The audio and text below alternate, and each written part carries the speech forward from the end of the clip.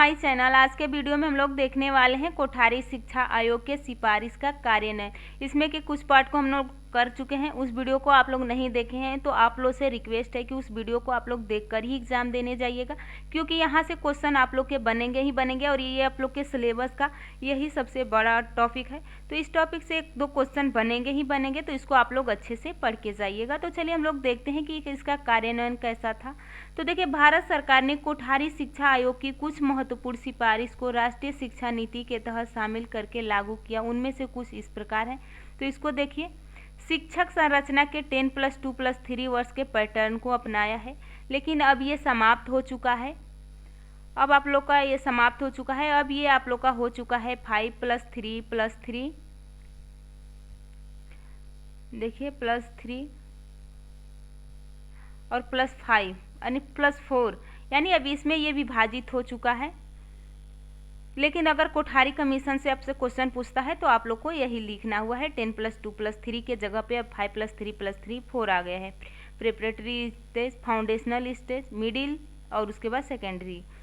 देखिए यहाँ पे 14 वर्ष की आयु तक के सभी बच्चों को निःशुल्क और अनिवार्य शिक्षा प्रदान की जानी चाहिए, जिसमें भारतीय संविधान के निर्देशक सिद्धांत अनुच्छेद 45 की पूर्ति हो सके। यानी आप लोग के 21 के क में भी शिक्षा का अधिकार है, जो बच्चों को शिक्षा देना अनिवार्य है। त्रिभाषा सूत्र का कार्यान्वयन और संस्कृत और क्षेत्रीय भाषाओं का विकास। देश भर में शैक्षिक अवसरों को समान करने के लिए एक समान विद्यालय प्रणाली को अपनाना। विज्ञान शिक्षा और अनुसंधान को उच्च प्राथमिकता दी जाएगी। साथ ही कृषि और उद्योग के लिए शिक्षा के विकास को महत्व दिया जाना चाहिए। छात्रों के शारीरिक फिटनेस और खेल भावनाओं के सुधार के उद्देश्य से गेमिंग और खेल गतिविधियों को बढ़ावा दिया जाना चाहिए। देखिए, इसके गुण क्या थे। तो देखिए, शिक्षा, इसमें गुण और दोष दोनों को देखते हैं। तो शिक्षा आयोग का भारतीय शिक्षा के इतिहास में अभूतपूर्व स्थान है, क्योंकि आयोग ने देश की वर्तमान शिक्षा प्रणाली को आधुनिक परिप्रेक्ष्य में परिवर्तित व परिवर्धित करने की सिफारिश करके शिक्षा को अत्यंत व्यवहारिक व उपयोगी बनाने का प्रयास किया है। कुछ विद्वानों ने आयोगों के कुछ सुझाव एवं संस्तुतियों को संबंध में आयोगों की आलोचना की है, अतः आयोगों के गुण, विशेषता और दोष सीमाओं की विवेचना की है। तो देखिए, इसमें इसके गुण को देखते हैं। आयोगों ने सुझाव और संस्तुतियों के आधार पर निम्नलिखित विशेषताएं दृष्टिव्य हैं। तो कोठारी आयोग ने केंद्र में सशक्त प्रशासनिक ढांचे और प्रांतों में समान प्रशासनिक ढांचे का सुझाव देते हुए शिक्षा एक समान संरचना प्रस्तुत की, जो लोकतांत्रिक भारत के लिए उत्तम सुझाव था और इससे देश की भावी शिक्षक में समरूपता आयोग, यानी इसका मानना था कि हम सभी के लिए शिक्षा एक समान करेंगे। इसमें लोगों के भेदभाव जो हैं वो दूर हो जाएंगे, सब एक समान रहेंगे।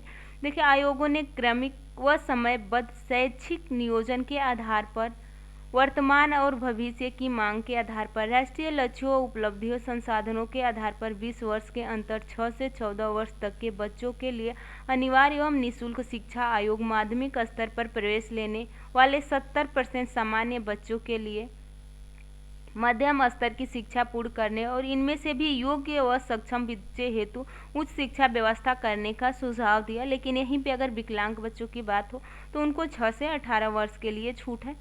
देखिए, आयोगों ने समय की मांग को देखते हुए शिक्षा के अभिनव उद्देश्यों का निर्धारण किया तथा शिक्षा का उत्पादन और रोजगारपरक बनाने हेतु शिक्षा का व्यवसायीकरण पर जोर दिया।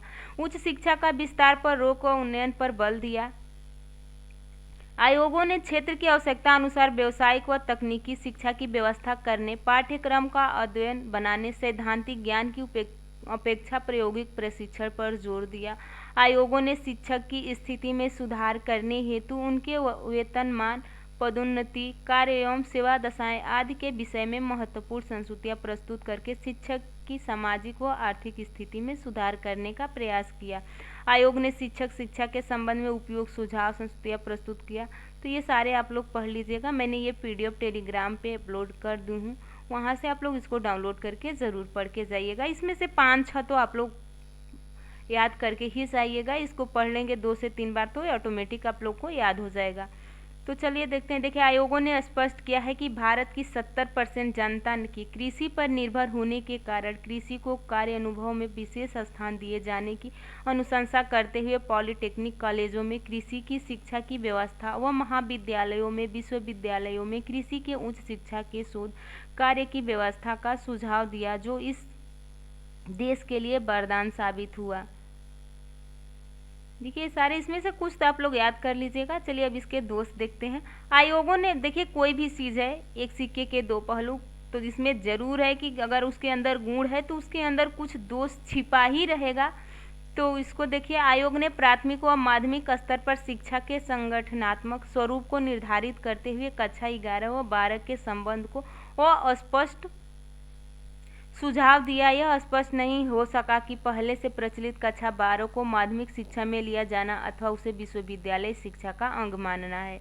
आयोगों द्वारा प्रस्तुत शिक्षा संरचना उलझी हुई है। स्पष्ट है कि यही कारण है कि अगली राष्ट्रीय शिक्षा नीति 1986 में 10+2+3 की समान शिक्षा संरचना घोषित की गई।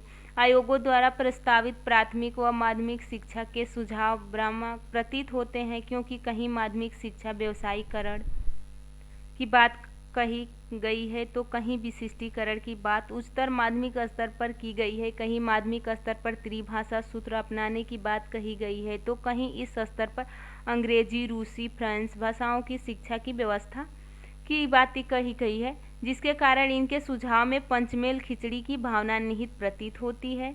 तो ये सारे आप लोग इसके क्या दोष हैं इसको पढ़ के ही जाइएगा।